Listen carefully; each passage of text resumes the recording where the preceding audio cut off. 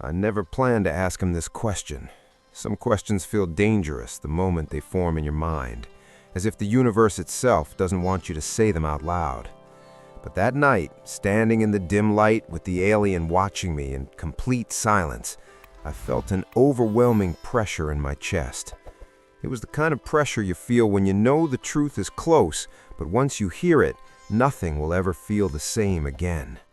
I looked at him and asked the question every human eventually asks, the one no religion, no science, no philosophy has ever fully answered. I asked him why humans die. He didn't respond immediately. His eyes dimmed slightly, as if he was withdrawing into something deeper than memory. When he finally spoke, his voice wasn't cold or cruel. It was heavy. "You die," he said, "because you are not meant to stay." That answer alone was enough to make my stomach tighten. Not meant to stay? Where? On Earth? In our bodies? In this reality? He could sense my confusion without me saying a word. He explained that humans misunderstand death because they think of life as the primary state and death as a failure, an ending, a breakdown of the body. According to him, life is the temporary state, death is the transition. Humans are not designed to live indefinitely because permanence would stop growth. A consciousness that never ends inside one form becomes rigid, stagnant, incapable of transformation. Death is not punishment, it is a release valve built into the system. I asked him why the release had to be so painful, so terrifying. He looked at me for a long moment before answering. "Because fear accelerates imprinting," he said. He explained that the emotional intensity surrounding death forces consciousness to detach more completely from the physical identity. The fear, the struggle, the letting go are not accidents, they ensure separation. Without that intensity, many humans would cling too tightly to the body, to the ego, to memory. Death must feel final so that consciousness can move on. He told me something that made my hands start shaking. Humans die because their bodies are not who they are. The body is a containment vessel, not the self. It is intentionally fragile, intentionally temporary. If the body lasted too long, humans would begin to mistake the vessel for the consciousness inside it. That confusion already happens, he said, but immortality would make it irreversible. Then he revealed something darker. Humans are not allowed to remember what happens between lives. Memory erasure is not a flaw, it is enforced. He said, if humans remembered what comes after death, life would lose its tension, choice would lose its weight, faith, fear, courage, sacrifice, all of it would become meaningless if the outcome were known. Death works because it creates uncertainty. Uncertainty creates authentic choice. I ask him what happens at the moment of death, not metaphorically, not spiritually, what actually happens. He told me that as the body shuts down, human consciousness begins to decouple from linear time. Moments stretch, thoughts fragment. That is why people report life flashing before their eyes. It isn't memory replay, it's time losing its grip. Consciousness is preparing to exist without sequence. He said something that terrified me more than anything else. Not all human consciousness leaves cleanly. Some people cling so tightly to identity, regret, anger, or fear that the separation becomes unstable.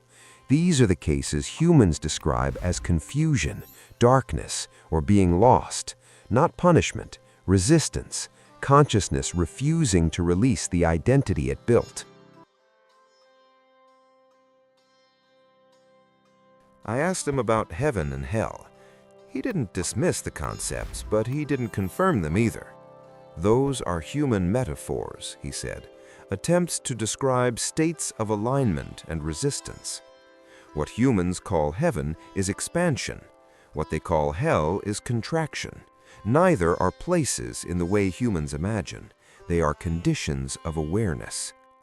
Then he told me the real reason humans die young, old, suddenly, violently, peacefully. It has nothing to do with fairness. It has to do with extraction. Earth is not just a habitat, it is a pressure environment. Every life generates data, emotional data, moral data, experiential data. Death is the point at which that data is harvested, integrated, and redistributed. I felt sick hearing that word, harvested. He clarified quickly. Humans are not farmed for bodies, they are studied through consciousness. Each lifetime is a simulation with variables, environment, genetics, trauma, love, power, weakness. Death ends the simulation and transfers the results. That is why no two deaths are the same. Each exit is customized to the life lived. I asked him who receives this data. He didn't give a simple answer. He said Earth is part of a layered system of observation involving intelligences at different levels of development. Some observe, some guide, some intervene rarely. Humans are not the lowest form of consciousness in the universe, but they are one of the most volatile. That volatility makes them valuable to study. Then he said something that broke me. Humans die because Earth cannot hold awakened consciousness indefinitely. The planet is tuned for learning, not permanence. A fully awakened human staying too long destabilizes the system. That is why those who awaken deeply often die young, withdraw from society, or disappear from history. Their role is to imprint, not to remain. I asked him if death could ever be avoided. He said yes, but not in the way humans imagine. Biological immortality would not free humanity, it would trap it. The only beings who do not die are those who no longer need bodies. Humanity is not there yet. Death remains necessary. He warned me about something coming, a shift. He said the reason death feels closer now, more visible, more frequent, is because the system is tightening. The experiment is approaching a threshold. Consciousness density is increasing. That means exits will accelerate. More sudden deaths, more unexplained losses, not as punishment, but as recalibration. I asked him if humans should be afraid. He answered honestly.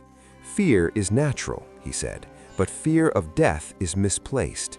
Fear of living unconsciously is the real danger.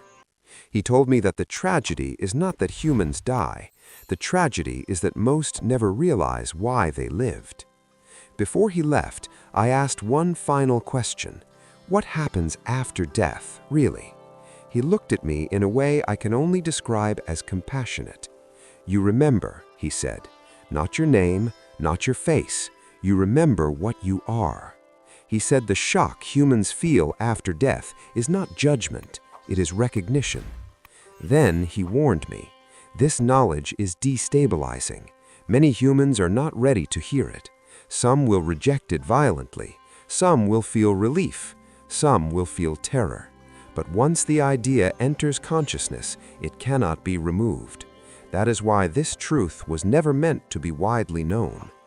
When he left, the space around me felt emptier than before. Not colder, emptier. I understood then why death haunts humanity so deeply. Not because it ends life, but because it hints at something larger we are afraid to remember. Humans don't fear death because it is dark. They fear it because it feels familiar. If what he told me is true, then death is not the enemy. It is the doorway. And the real question is not why humans die. It is whether we are awake when we live.